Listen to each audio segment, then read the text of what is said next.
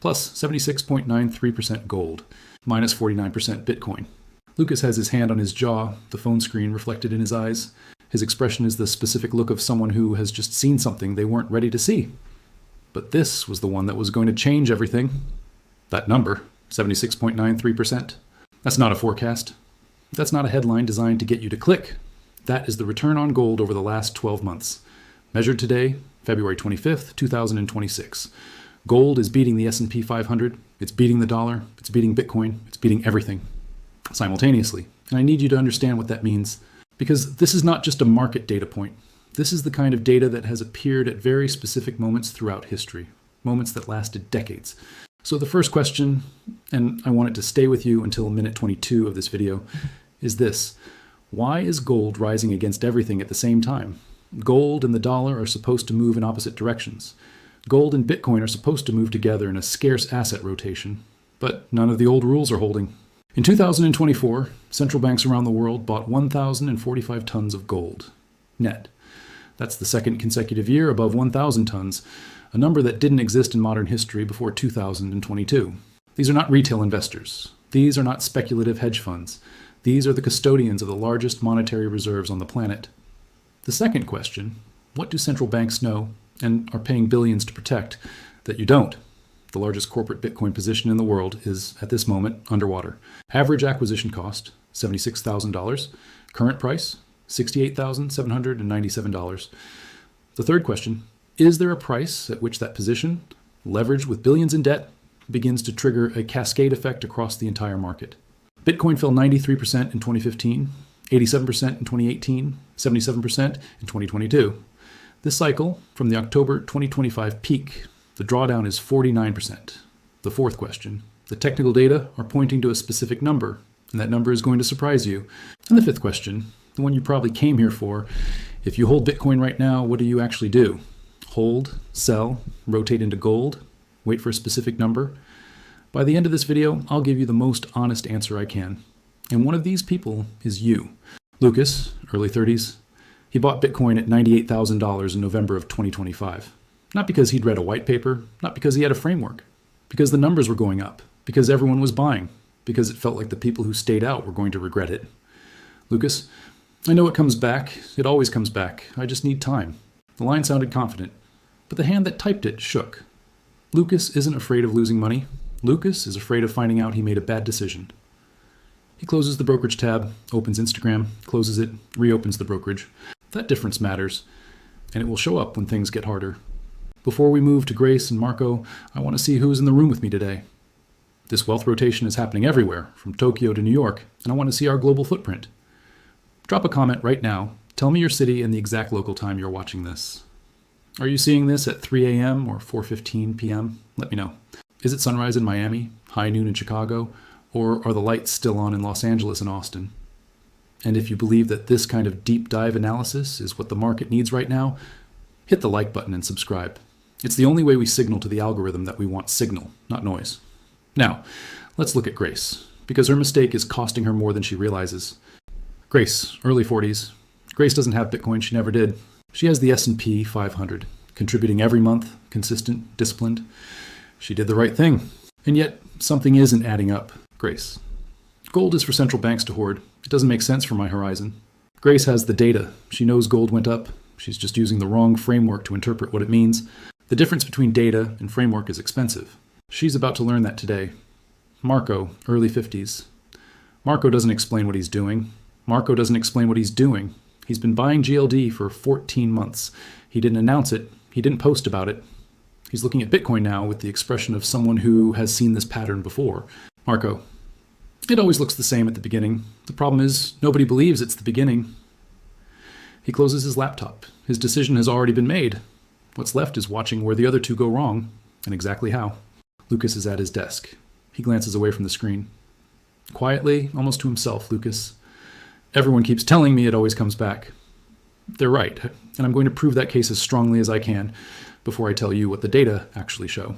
Because if you're going to make a meaningful financial decision, you deserve to hear the counter-argument at its full strength, not weakened, not caricatured. Argument 1, gold has run too far. It's going to correct. This is momentum, not thesis. This argument has real basis. Any asset that rises 77% in 12 months is technically stretched. The multiples are extended. Whoever buys now is buying at an all-time high. And there's precedent.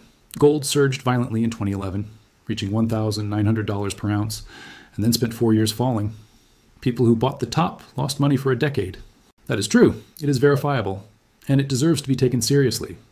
Gold 2011-2015 chart is showing 45% correction. The answer to this is at minute 14. But hear the full argument first. Argument 2. Bitcoin will recover like it always has. Whoever sells will regret it. This one is also strong. Anyone who dismisses it is being intellectually dishonest. Bitcoin fell 93% and came back. 87% and came back. 77% and came back.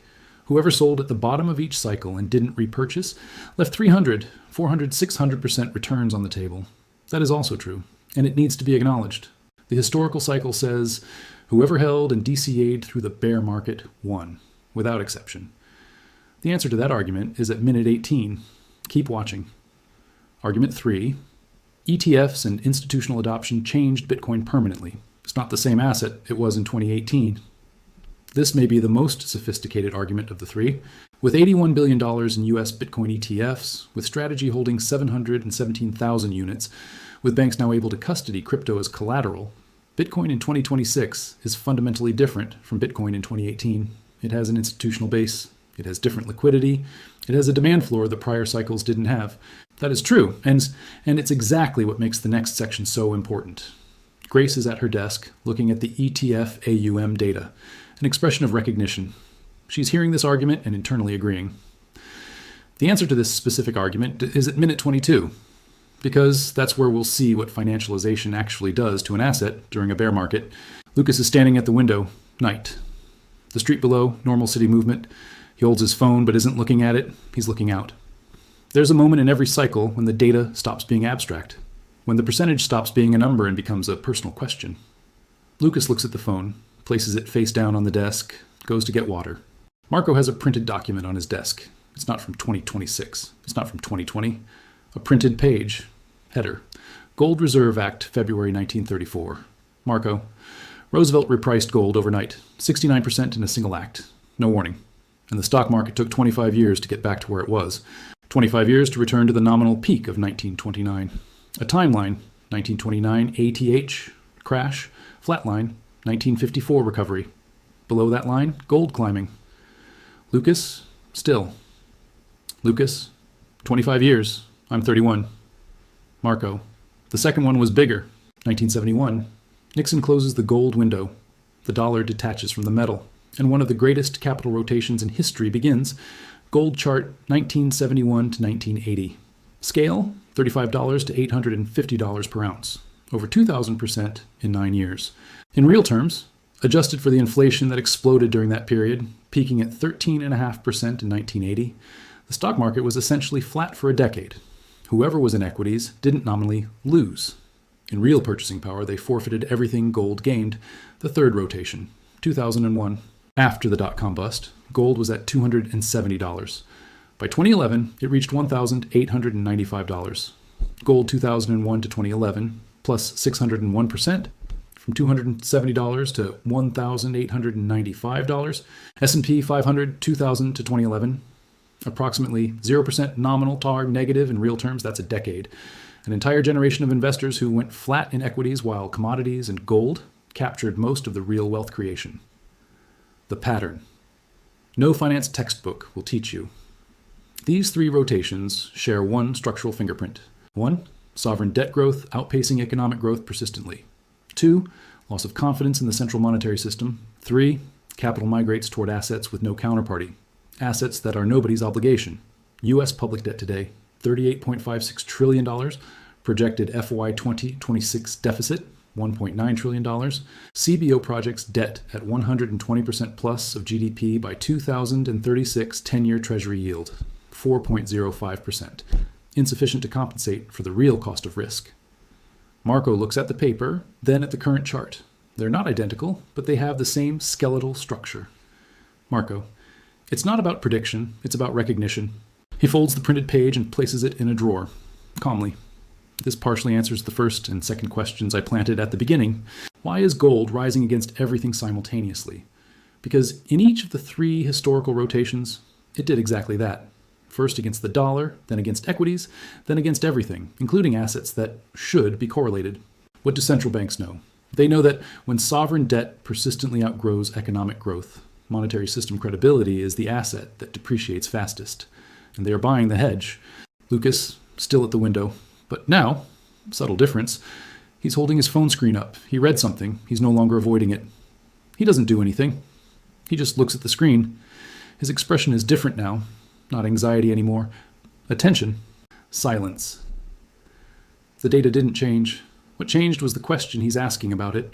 Now we go to the numbers most videos don't show. Not because they're secret, but because they require context to avoid being misread. Grace is here. She's going to process each one of these in real time. The Bitcoin technical picture, where we are in the cycle. Grace is with Bitcoin chart open. Attentive posture, pen in hand, taking notes. On October 6th, 2025, Bitcoin hit its cycle peak, $124,749. Today, February 25th, 2026, $68,797. Current drawdown from ATH, minus 49% cycle. ATH, $124,749, October 6th, 2025. Current price, $68,797, 49%. That sounds like a lot, and it is. But here's what changes everything. There are 2 technical numbers that have historically defined the floor of every Bitcoin cycle. The first, the 50-week moving average. Historically, when Bitcoin consistently closes below it for several weeks, the bull market is over. For this cycle, that average was sitting around $102,000 to $113,000. Bitcoin lost that support. The bull market ended. The second number is more important, the 200-week moving average. 200-week moving average. BTC, approximately $58,000. 200 weeks of average price, 4 years of history compressed into one number. In prior cycles, once Bitcoin lost the 50-week, it always compressed toward the 200-week, without exception. Grace. So the historical support level is around 58,000. That's the primary zone, but depending on the speed of the decline in market sentiment, it can reach into the low 40s, or even the high 30s if this cycle repeats a 70% compression from the peak. Primary support zone, $37,800 to $58,000. Historical timing. Prior cycles took approximately 364 to 371 days from peak to trough. Projected timeline, trough between May and October 2026. The financialization problem, and why it matters. For loop 4, this is where the most sophisticated counterargument meets its answer, and where Bitcoin in 2026 is different from prior cycles in a way that both helps and complicates. Total U.S. Bitcoin ETF AUM, $81 to $87 billion, February 25th, 2026. AUM declined from peak from approximately $117 billion to $87 billion, minus 26% in 2026. When Bitcoin was in the 2018 and 2022 cycles, there were no derivative products at this scale. There was no public company leveraged with 717,000 units as collateral. Financialization creates a demand floor, but it also creates additional selling pressure during corrections because structured products have margin calls, redemptions, and automatic hedges. Grace is looking at the ETF AUM chart, descending line in 2026. Grace. So institutionalization doesn't necessarily protect the price during a bear market. Exactly. It changes how the bear market behaves, but it doesn't eliminate the bear market. Gold also became available via ETF starting in 2004, and it still went through a 45% correction between 2011 and 2015. Financialization doesn't deactivate cycle gravity. It sometimes smooths it and sometimes prolongs it. Now, the data point that unsettles most, not because it's inevitable, but because it represents a liquidity risk that didn't exist in prior cycles. MicroStrategy. Strategy. $717,722 BTC average acquisition cost. $76,000 per BTC linked debt. Approximately $6 to $8.2 billion in convertible notes and preferred obligations. Strategy is underwater. Average cost of $76,000 is above the current price of $68,000. This is not insolvency. The company holds more assets than debt in most scenarios, but there is a price range where that changes. She's writing in her notepad. We see her handwrite the number, $76,000. Then below it, $68,797. She underlines the gap. No words, just the expression of someone who has just understood something they weren't tracking before. Technical insolvency threshold with covenants. approximately $20,000 to $23,000. Minimum debt coverage zone, approximately $8,000. Neither of those numbers is today's price, but they create a non-linear risk scenario that didn't exist in prior cycles. If Bitcoin falls below the 35 to 40,000 range, the market begins pricing in the risk of a forced liquidation of the largest corporate position in the world. That creates additional selling pressure that becomes self-reinforcing. Not inevitable, but it needs to be priced into your position. Marco, he's looking at the same chart on his screen. He studies it for a moment, then a small, slow nod, the nod of someone confirming what they already knew. He closes the laptop. The pattern shows compression. Each cycle falls a little less than the previous. Applying that progression, a 70% decline this cycle places the trough at approximately $37,800, a number that coincides with the technical support range of the 200-week moving average. Marco, different setting. He's not at his desk. He's standing in a hallway in front of a smaller window, holding a pen, not writing. He looks outside, places the pen in his pocket. A small gesture, the gesture of someone who has finished an internal calculation and arrived at a conclusion. There's a kind of clarity that doesn't come from more information. It comes from recognizing what you already know you're going to do. Lucas, Grace, and Marco, I want to pause here for a moment. Before I close each of the questions I planted, before the answers, I need to acknowledge something. If you're Lucas, you weren't naive. You made a decision with the information you had. The problem wasn't Bitcoin. The problem was the absence of a plan for when the cycle turned. That's not something to be ashamed of. It's a lesson that's available, but only if you don't let fear paralyze you right now. If you're Grace, you were disciplined. You did the right thing with the S&P 500.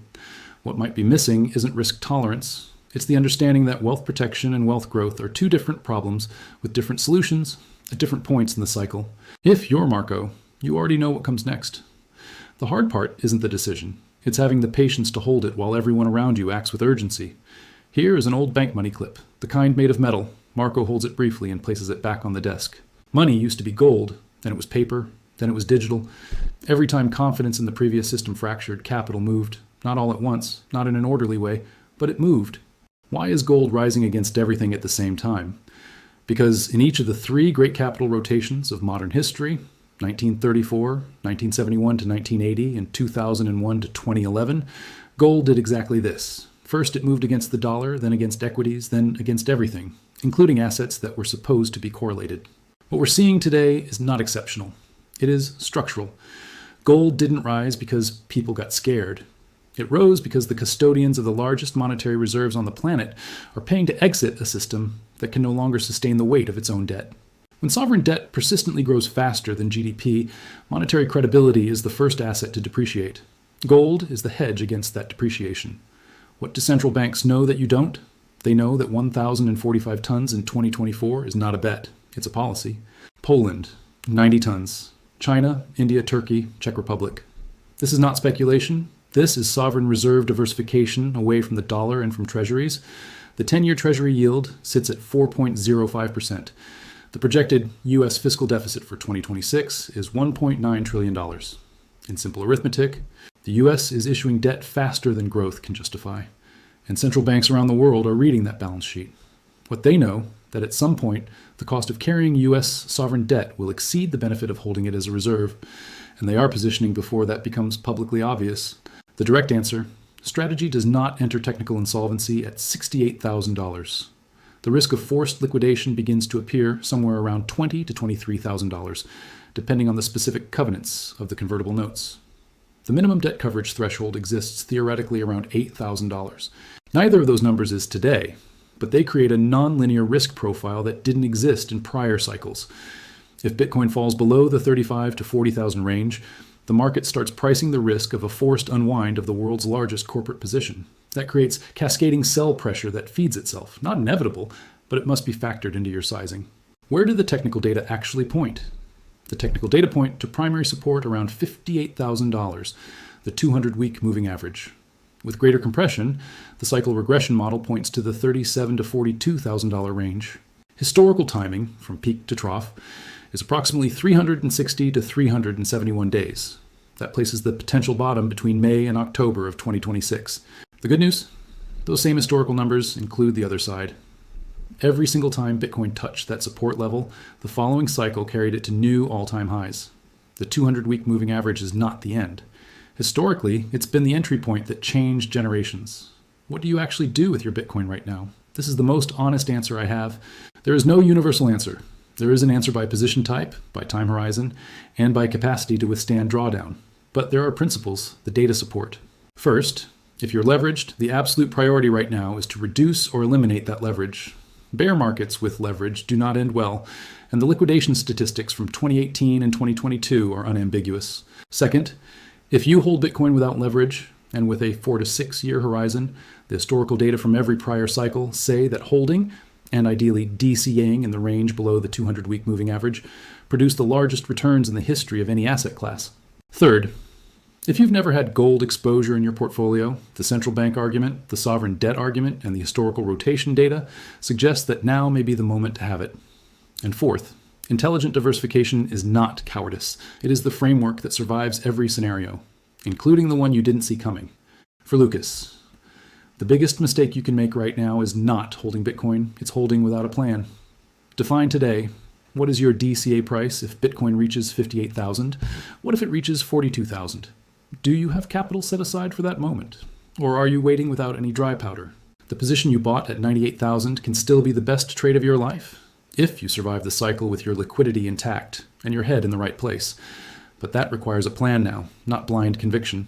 One specific thing, consider allocating 5 to 10% of your portfolio to gold, GLD or IAU, not as a replacement for Bitcoin, but as a cycle hedge. While Bitcoin compresses, gold can continue capturing the macro rotation. When Bitcoin reverses, you'll have more ammunition to rebalance. For Grace, you were right about the S&P 500, and you may still be right about Bitcoin. But there is a window, historical, technical, and macro, that suggests adding gold exposure now is not abandoning your framework. It's completing it. IAU charges 0.25% per year. SGOL charges 0.17%. This is not money under the mattress. It is exposure to an asset that is in the second largest capital rotation of the past 5 decades. And for Bitcoin, you don't have to buy right now, but to find the number. If Bitcoin reaches 58,000 or 42,000, are you going to enter? With how much? Having the answer before the event is what separates the people who act from the people who freeze. For Marco, you already know what comes next. The only thing worth naming? The risk of being right too early is real. The historical rotations all had violent counter-rallies in the middle. In 1974, in 2007, and 2009, that made the bears look foolish for months before they were proven correct. The framework is right. The execution needs enough patience not to be rattled by the counter-moves. Plus 76.93% gold, minus 49% Bitcoin.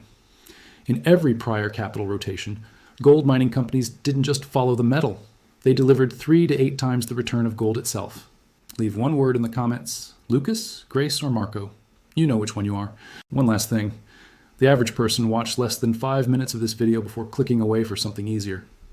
But you are still here. You just finished a masterclass. That puts you in a different category. You have the attention span of a Marco in a world full of Lucas. You are the reason I spend weeks on these data points. You are the outlier. If you're part of this 1%, I want you to leave a comment with these 4 words. I am the signal. And put the time you are watching this. I read those comments first, because those are the people I'm actually talking to.